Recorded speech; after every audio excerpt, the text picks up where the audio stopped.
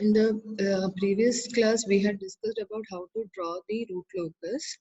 Now, let us see using a problem how to write the root locus. Okay, this is a problem given, and for this problem, we have to draw the root locus. G of s into h of s is k by s into s plus 3 into s plus 5 is the system. This is the transfer function of the system. So for this transfer function, let us draw the root locus. Looking at the equation, we see that there is the numerator value. This is a numerator denominator. There are no values on the numerator. That means numerators are always zeros. Okay, numerators are always zeros, and it is zeros on the numerator, and what we have on the denominator is called as the poles. Okay, so we only have poles here, we don't have any numerator value, so we have only poles on the denominator.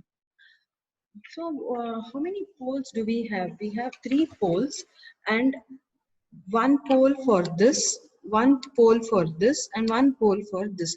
How many roots, how many our solutions we have? Solutions will be equal to the number of poles. Okay, solutions will be equal to the poles and zeros. On the pole, we will have, I'll write it the other way. I'll write it as zeros and the poles. Solutions on the numerator it is zeros. Solutions on the denominator it is the poles. So now how many poles do we have here? We have one, and we have two, and we have 3 poles. At s equal to 0, s equal to minus 3, s equal to minus 5. So we have 3 poles. There are no zeros. Next, first thing is we have to recognize how many poles and how many zeros are there. So we have seen that there are 3 poles and no zeros in the for the system. Next, coming to the next part, let us see. To draw the centroid, next we have to see where the centroid is. First, I'll give you the solution, then we'll go point by point, we will draw the graph. Centroid. Centroid is written as real part of pole minus real part of 0 divided by the pole minus 0. We can write it the other way also. The real part, else I can write it as a number of poles. I mean values of poles. I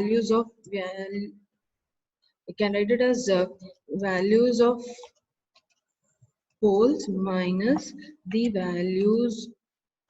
value of total zeros. Okay, zeros divided by p minus z. I can write it that way, which will be, what are the values of poles here? It is 0, minus 3, sorry, minus 3, minus 5. There are no zeros, so instead of for zeros I'll write 0 divided by 3 minus 0.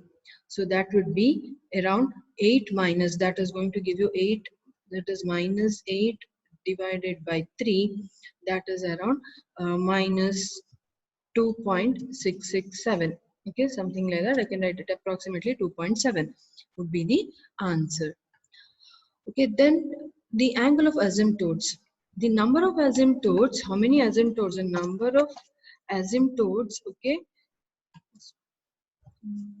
So asymptote TES will be equal to P minus Z. So how many asymptotes will we have? We will have 3 minus 0, that is 3 asymptotes. So based on that, you will have n, the odd numbers n will be equal to 1, 3, 5. So that we have got the angle of asymptote as n into 180 divided by P minus Z. N is 1, angle will be 60, 80 by 3, 180 by 3. Then next it is 3 into 180 by 3, 3 will cancel, it is 180. Next 5 into 180 by 3, it is 300 degree. Next, coming to the breakaway point, we have to see where the poles will meet and they will break away. Okay. Next, to find the breakaway point, we have to find the characteristic equation. Characteristic equation is 1 plus g of s into h of s. For that, we get the equation s cube plus 8s square plus 15s plus k equal to 0. Then find out k equal to, okay, we have to find out the value of k wherein it becomes 0 at that point. Okay, I mean here, when you differentiate, it becomes 0 there. So differentiate with respect to s, you get, when you differentiate this, it is 3s square plus minus it is minus of the entire thing. So it is plus 16s plus 15 equal to 0. Now find the solution for this. Find the solution for this equation. When you find the solution for this equation, it becomes, you have two solutions, minus 1.2 and minus 4.119 or 12. Okay, then of the two, we will have to see which will be the valid. Valid will be the one which is on the root locus. Anything which is on the root locus is called the valid root breakaway point. So when we look at these two values, minus 1.213 is a valid breakaway point. And also we'll have to find where this root locus meets the imaginary axis. Then we'll have to, that is k margin, using the k margin concept, we have to find out marginal value, we have to find out. So k margin is, using that, we have to write the routes array. Okay, after reducing, we know that for the system to be stable, this, that is the values in this row have, it has to be positive, or it should be anything, that is, it should be greater than 0.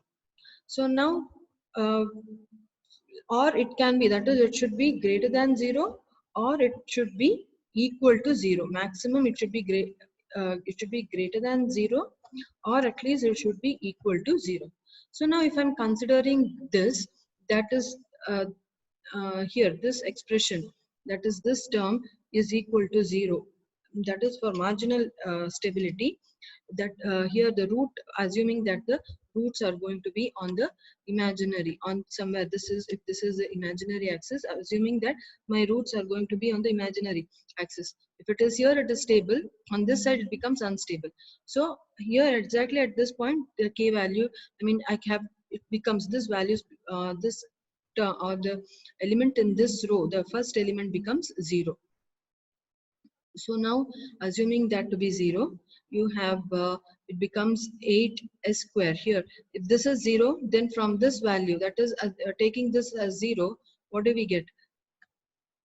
That is 8 into 15 minus k divided by 8 is equal to 0. So that is nothing but 8 into 15 will be nothing but 120 minus k is equal to 0. So from that we get k is equal to 120. So at exactly k equal to 120, this term goes to 0. If this term goes to 0, we'll get the auxiliary equation from this, we'll get the auxiliary equation from this row. This row will give us the auxiliary equation. A of s, you remember A of s is got from this row. So then it is 8s square plus k equal to 0. Substitute for k and you find that s equal to plus or minus j 3.8. So the curve meets the imaginary axis at the plus j 3.8 and minus j 3.8. Now using these value, let us start drawing the root locus. The first thing, okay, we have to consider a regular graph. We will draw the x-axis and the y-axis. Y-axis is j omega and this x-axis is a real axis. Okay. Then after that we'll have to mark the poles. How many poles? We have 3 poles, one at 0, minus 3. Here the scale I have taken is 1 unit as 1 for 1 pole. Okay. This is minus 1, minus 2, minus 3, minus 4, minus 5, like that. Each unit will represent 1 pole. Then here also, in this case also, it is 1. Here also x-axis unit scale is also 1. 1:1 I have taken. Then this represents, what will this give you?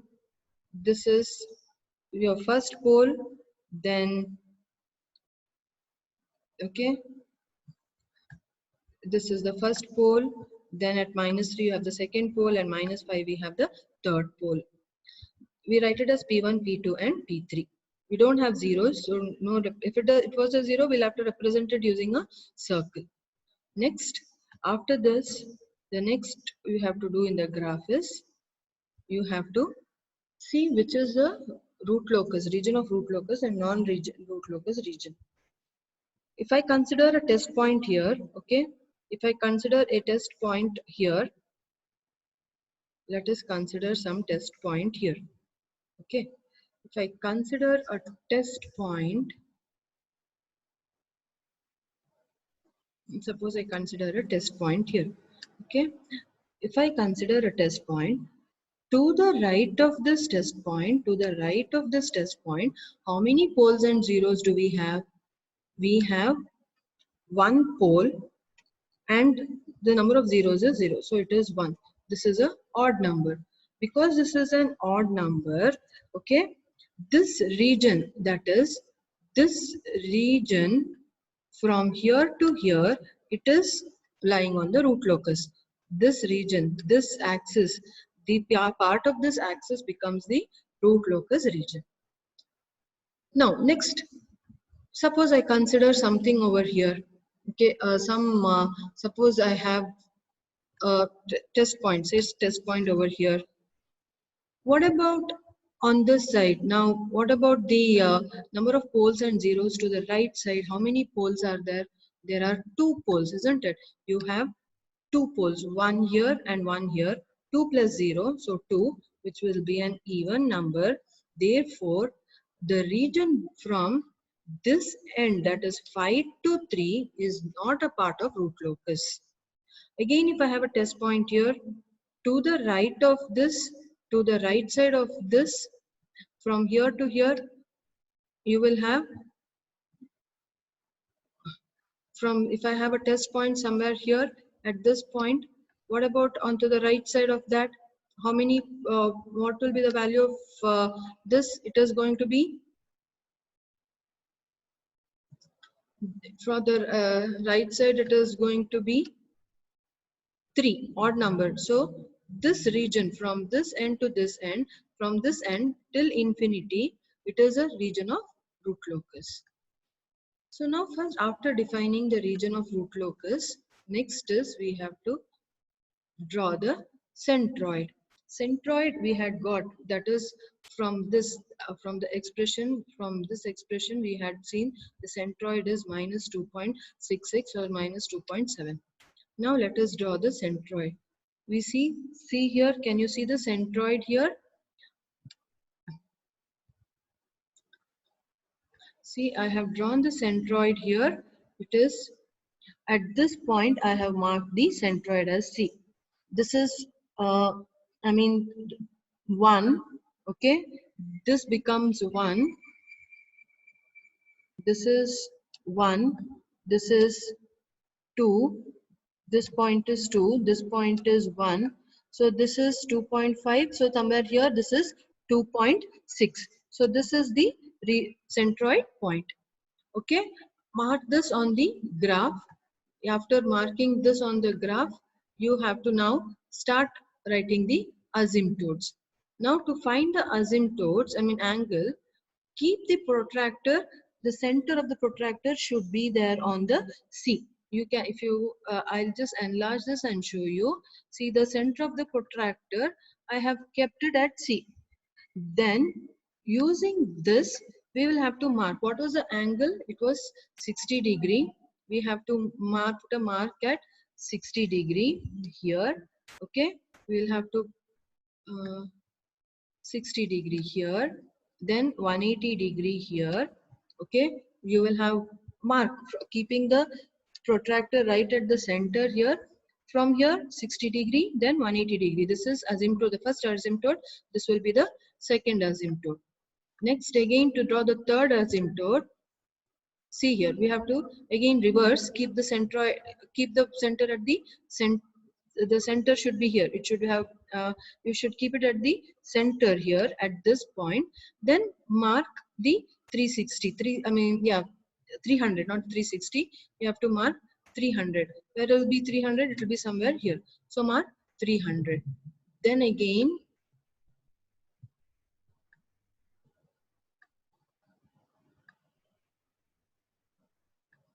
after this, next, see what we have done. I have joined those points. 60, this angle, okay, this angle will be 60. Then from here to here, from here to here it is 180 degree. Then from here to here it is 300 degree. 300 degree, okay, the last angle will be 300 degree. This angle will be 180 degree, 180, and this will be 60 degree. So you have to mark, then mark the point, join the points. This is first asymptote, second asymptote, and the third asymptote. Then come to this, then come mark the breakaway point. See, we have marked the breakaway point here. What was the breakaway point? We had two breakaway points. Okay, if you remember, we had two breakaway points. What were the two breakaway points that we had? We had the two breakaway points were it is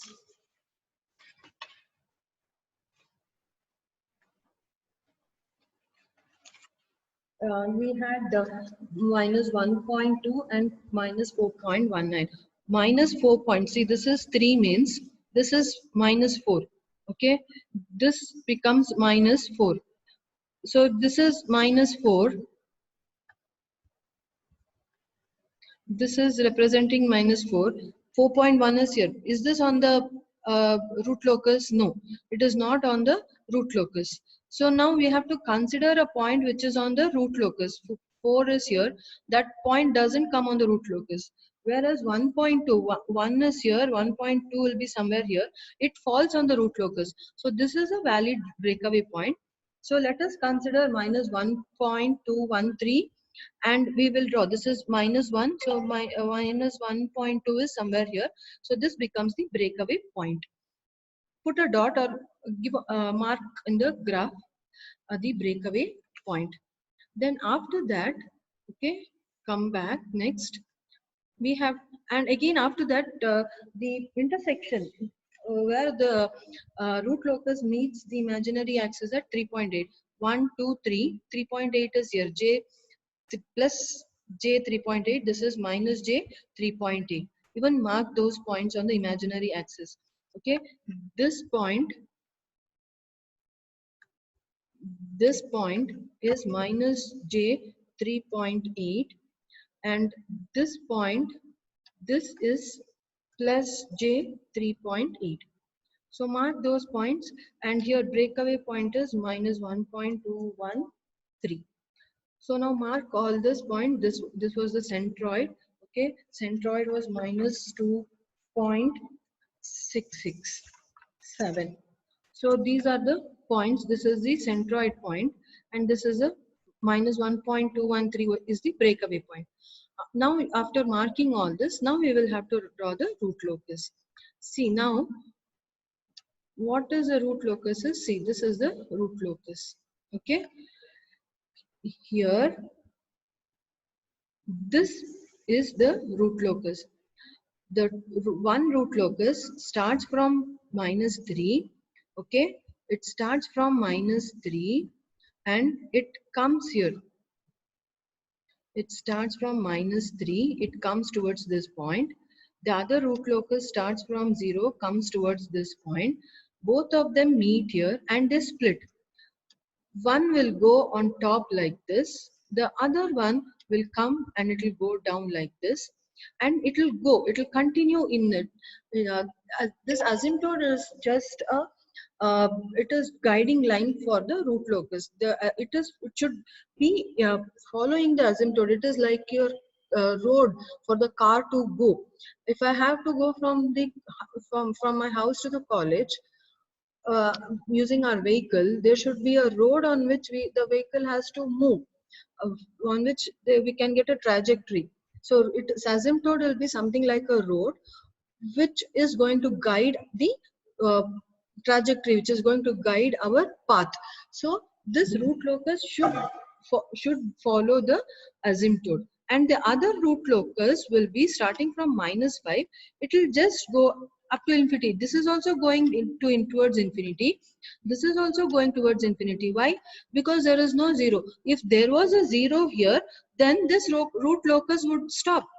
If there was a zero somewhere, how do we represent a zero? If you remember, we would write a zero using a circle. Suppose there was a zero here. This root locus here, it would have started from here and it would have ended here, but it is not finding a zero, so it goes on continuing. Whereas this starts from here, it goes like this, continues, this comes here, meets and continues like this. It goes on and on and on till it meets a zero at infinity. Okay, so this is how we have to draw the root locus. Next, coming to the, we'll see, this is how it is. Now let us continue with the second problem. Draw the root locus for the given system. The system is g of s into h of s into equal to k by s into s plus 2 into s plus 7. We have the first, we have to find, first thing we have to do is, we'll have to, uh, this will be the first thing that we have to find out the number of poles and zeros. So what is the number of poles and zeros? Looking at the equation, we see there are no zeros for this in the transfer function, but it has 3 poles. The poles are at s equal to 0, then s equal to -2, and s equal to -7. Okay, so p will be equal to 3 and z will be equal to 0. Next, coming to the next, that is the next second point, or the second step would be to calculate the centroid. How to calculate the centroid? Summation of the real part of pole minus summation of real part of 0 divided by p by z. Then what is real part of pole? It is 0, -2, -7. Then there are no zeros, so it is written as 0 itself, divided by 3 minus 0, that would give you -3. As we know, the number of asymptotes will be equal to p minus z. So p minus z is nothing but 3. So there will be 3 asymptotes.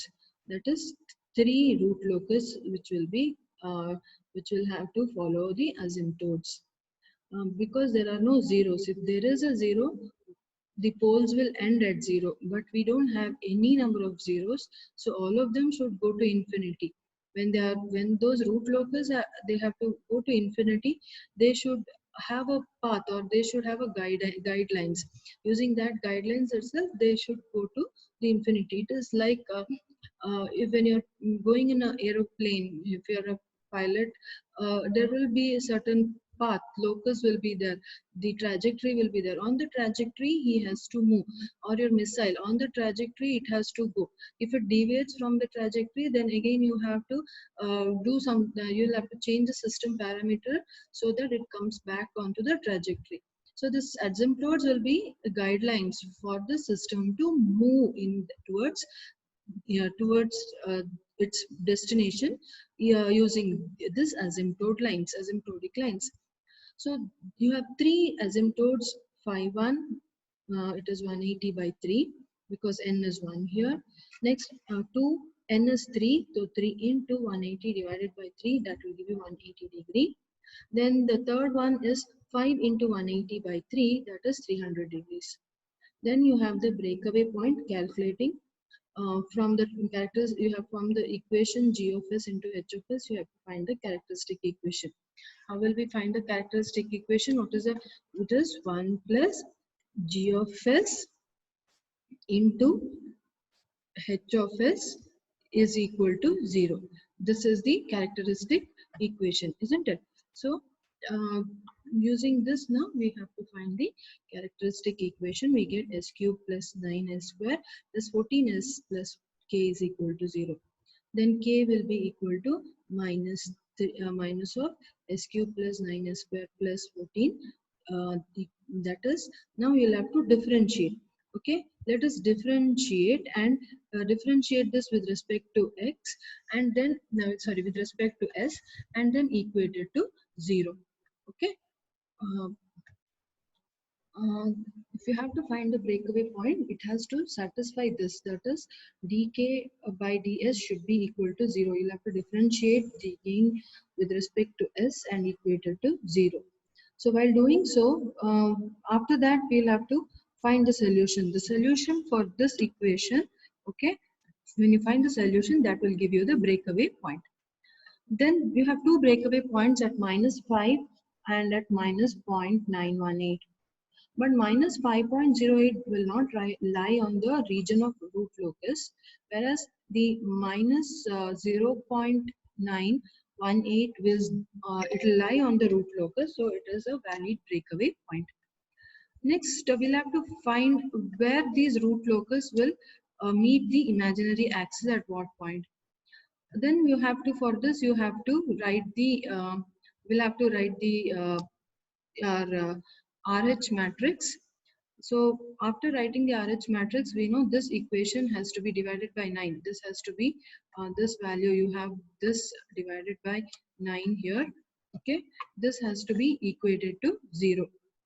And we'll get the k marginal value. That is, what will be the marginal value. We know if the system has to be stable, this, that is, this row, the, sorry, this call the elements of, that is all the elements in the rows here, the first element in the row should be greater than 0.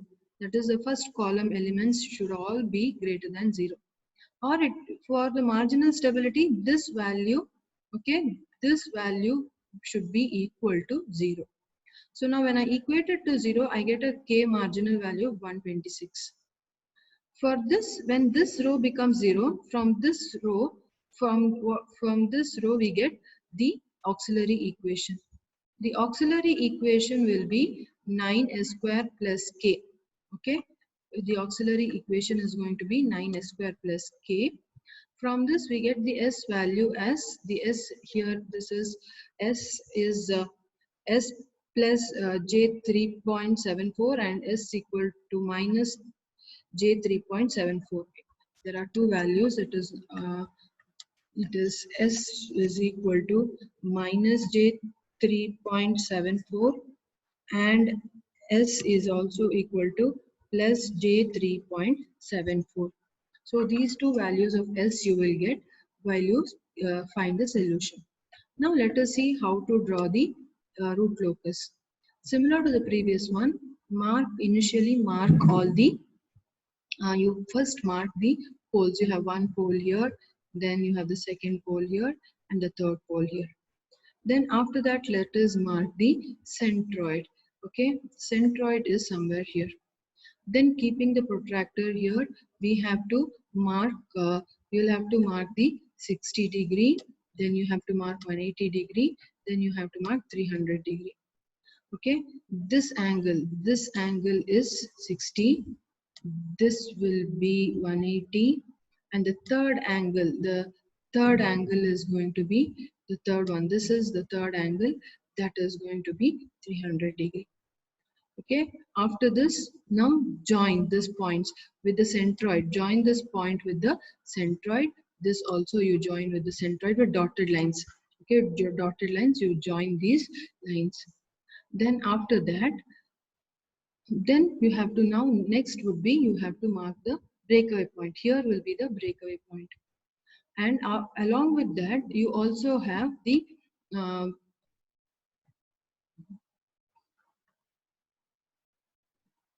along with that, you will see the you can mark the points where they cross the imaginary axis. These are the points at which they cross the imaginary axis, and this will be the breakaway point. Breakaway point is these two the root locus which starts from these two poles. They come from here, from the either ends. meet at this point and break and move on to in the opposite direction. Okay, so the one locus will be from here. You have to, by using free hand, like how I said, you have to join this point. Again, using free hand, you have to join. It should not be a straight line. It should be a curve. It should be usually it should be a curve like this. Okay, this is the breakaway point. This is the imaginary axis where it cuts. It should be a curve. From here to here, you have to draw a curve like this, and here to here also, it should be a curve like this. Okay, then what you see here is from 2 1 comes, meets at this point. From 0 also the root locus comes, both of them meet. One meets and splits like this, the other one meets and splits like this. So one is going like this, the other one is going down. So you have two, one like this, the other one which comes like this, and the third one which is going from -7 towards infinity. And you see here, this line is going towards infinity. It is meeting, it is going, and it is expecting that it will meet a zero somewhere at infinity. But it is not going to cross this asymptote. Okay, it will go. This asymptote will be a guiding line. It is going to be guiding this. It is just that it will keep guiding, but it will never touch these asymptotes, and these root locus will not cross each other. It is only, it will run parallel to it. It is guiding it, so it will run parallel to it. So now next, let us go to the third problem. Okay, here in this itself, it is not going to see, it is not going to touch, it is going to run parallel. This will go like this. Okay, it will continue like this somewhere, and this will be just parallel to it. It will just run parallel to it. Okay, next let us go to the third problem. The third problem, again, sketch the complex root locus for the system having g of s into h of s equal to k by s into s plus 1, s plus 2, s plus 3. What is this? This is, how many poles do we see here? We see 4 poles. Okay, and do we have a zero? No. So first thing, this will be the first step. Second step is to find the centroid. Real part of summation of, this is summation of real part of pole minus summation of real part of 0 divided by p minus z. So when you add the real part, it is minus 0, minus 1, minus 2, minus 3. So that is going to be minus 6. Then because 0, you don't have a 0, minus 0 divided by 4, minus 1.5. So you have a centroid at minus 1.5. What will be the next step? How many asymptotes do we have? 4. P minus Z is 4. So we'll have to have 4 asymptotes. And what is n value? 1, 3, 5, and 7. So when Z is 1, it is 45 degree. N is 3. It is 3 into 180 by 4. So that 135 degree. Then when for the third asymptote, when n is 5, it is 5 into 180 divided by 4, it is 225. Then for the fourth asymptote, n is 7, that is 7 into 180 divided by 4, it is 315 degree. So 4 asymptotes, we know what is the angle these asymptotes are making with the what are the angles these asymptotes are going to make with the real axis. Then after using the that is after finding out the angle using the real and this one, now let us go find out the breakaway point. Okay, again, as I said, breakaway point, if you have to find out, we have to differentiate k with respect to x and s, okay, and equate it to 0. So again, we have to find, that is using the characteristic equation, we'll find the k value, and we get a cubic equation, so we'll have 3 values of s. But when you see this, when you look at this, uh, these two are valid, whereas this will not be a valid breakaway point because it lie on the non-root locus region. It doesn't lie on the root locus, it is non-root locus region, whereas these two are on the root locus. Then next, coming to the where they, I mean, the point where they meet the j omega axis. To find that, we'll have to again find the RH matrix, we have to write the routes array. Then this value has to be equated. This is either, as I said, the every element in the first element in each row. The first element in each row. Which are the first element? These are the first elements in the row. This, this, and these are they have to be greater than 0. It should be a positive value. And if it becomes 0, it is marginally stable. Okay. Now, so now if it has to be marginally, then let us see. For the first condition here, let us make this equal to 0 for marginally stable condition. 60 minus 6k by 10 equal to 0. In that case, k margin will be equal to 10. Okay, if k margin is equal to 10, then let us apply. Okay, here even this you can use the same condition here.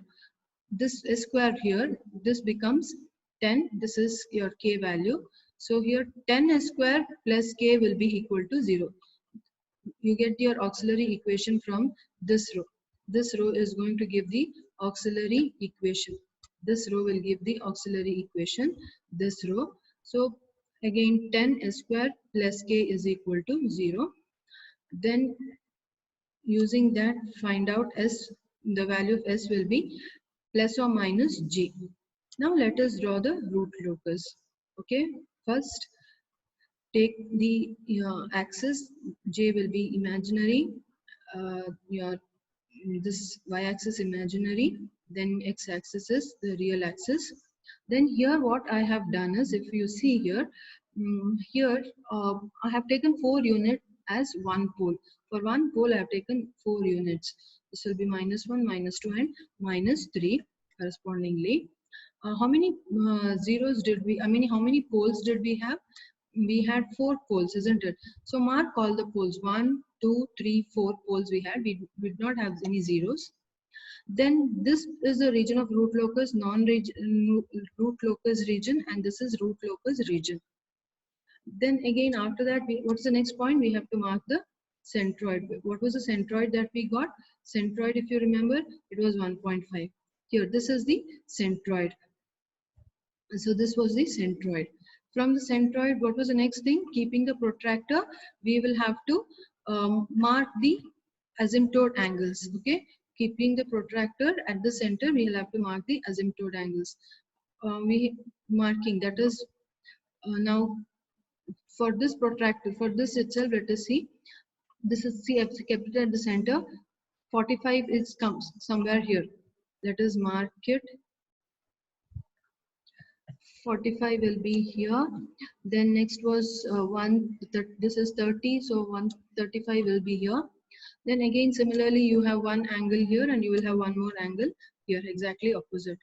Okay, after doing this, after marking using your protractor, then next thing is you have to join these lines with the centroid. You'll have to join these lines with the centroid. Join these lines. You would have marked something. It can extend up to this point. It can go on like this, not necessary. You can just write it.